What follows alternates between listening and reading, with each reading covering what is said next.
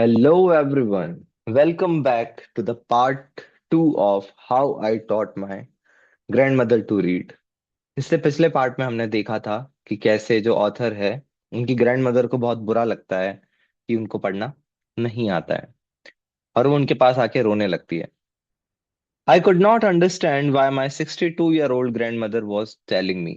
और वो बच्ची समझ नहीं पा रही थी कि जो इनकी 62-year-old ग्रैंडमदर है वो उन्हें क्यों बता रही थी अ 12-year-old द मुझे जो एक 12 साल की बच्ची थी the story of her life in the middle of the night, वो भी आधी रात को ये कहानी क्यों सुना रही थी। But I new I loved her immensely. बस मुझे इतना पता था कि मैं उन्हें बहुत ज्यादा प्यार करती थी। And there had to be some reason why she was talking to me, और इसके पीछे जरूर कोई वजह होगी कि वो मुझसे बात कर रही थी। I looked at her face. मैंने उनके चेहरे की तरफ देखा। It was unhappy and her eyes were filled with tears. चेहरा बहुत ही उदास था और उनकी आंखों में आंसू थे। She was a good looking lady who was usually always smiling. वो दिखने में बहुत ही गुड लुकिंग थी और यूजुअली मतलब सामान्यतः या अधिकतर वो मुस्कुराती रहती थी। Even today I can not forget the worried expression on her face. आज भी मैं उनके चेहरे का वो जो वरिड एक्सप्रेशन है, जो चिंता थी उनके चेहरे पे, उसको मैं भूल नहीं पाई हूँ। आई लीन्ड फॉरवर्ड। लीन फॉरवर्ड का मतलब होता है आगे की तरफ झुकना। ये आगे की तरफ झुकती है एंड हेल्ड हर हैंड, और उनका हाथ पकड़ के कहती है, अवा, डोंट क्राई, दादी रो मत।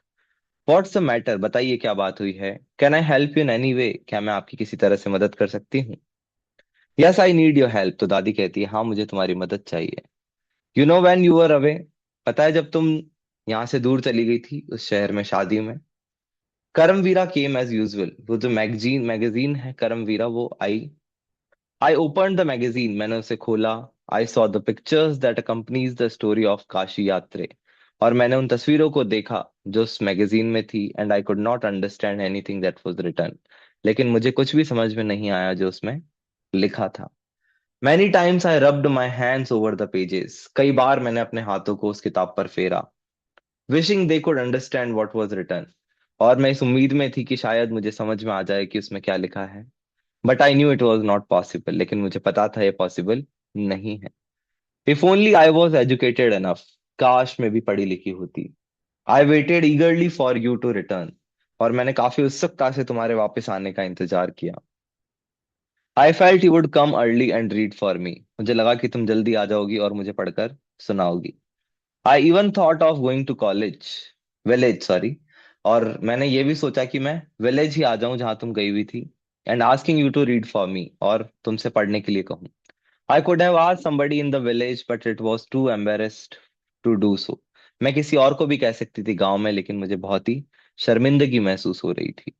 I felt very dependent and helpless. मुझे फील हुआ कि मैं दूसरों पे बहुत ज्यादा डिपेंडेंट हूँ और हेल्पलेस हूँ, असहाय हूँ। We are well off. Well off का मतलब होता है रिच, वेल्दी फैमिली, संपन्न परिवार, कि हमारे पास किसी चीज की कमी नहीं है। But what use is money when I can not be independent. लेकिन ऐसा पैसा क्या काम का जब मैं इंडिपेंडेंट नहीं बन सकती। I didn't know what to answer. उस बच्ची को पता नहीं था कि क्या जवाब देना है।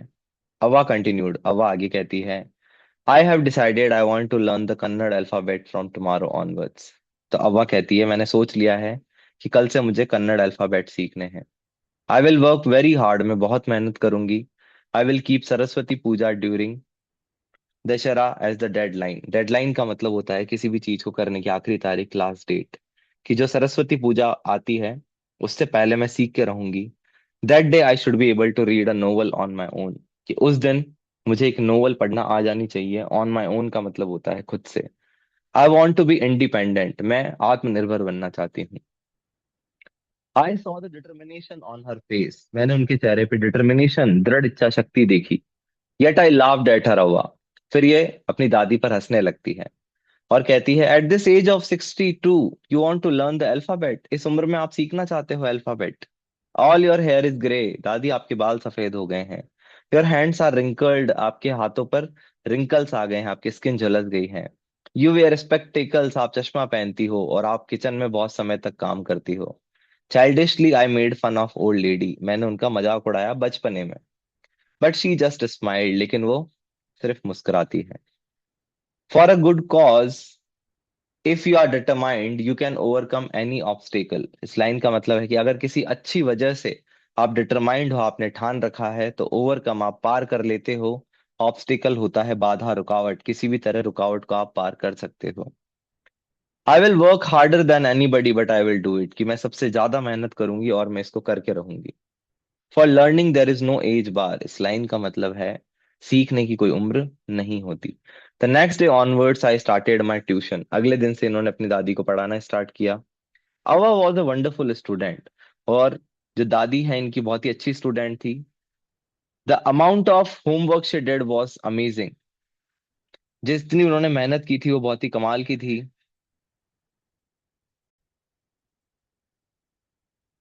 She would read, repeat, right and recite. वो उस चीज को बार बार पढ़ती थी, रिपीट करती थी, लिखती थी और बार बार दोहराती थी। I was her only teacher and she was my only student, first student. मैं उनकी इकलौती टीचर थी और वो मेरी पहली स्टूडेंट थी। Little did I know that one day I would become a teacher in computer science. Sudha Murty का सपना था कि एक दिन मुझे कंप्यूटर साइंस का टीचर बनना है और कई सौ बच्चों को पढ़ाना है।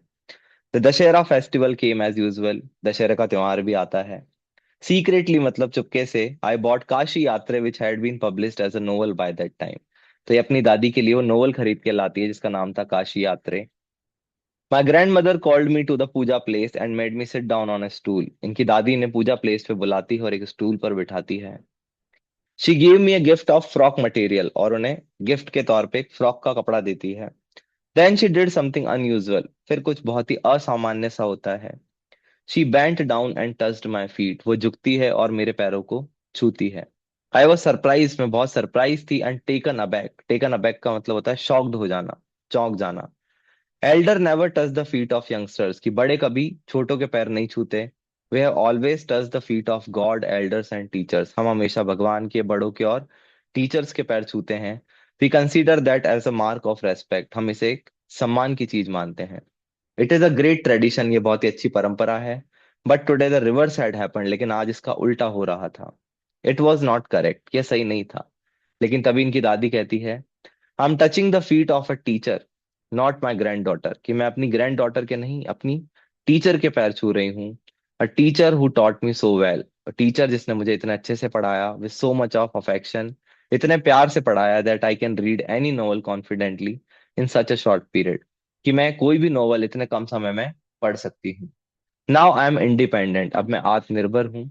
It is my duty to respect a teacher, और ये मेरा कर्तव्य है कि मैं एक टीचर की रेस्पेक्ट करूँ।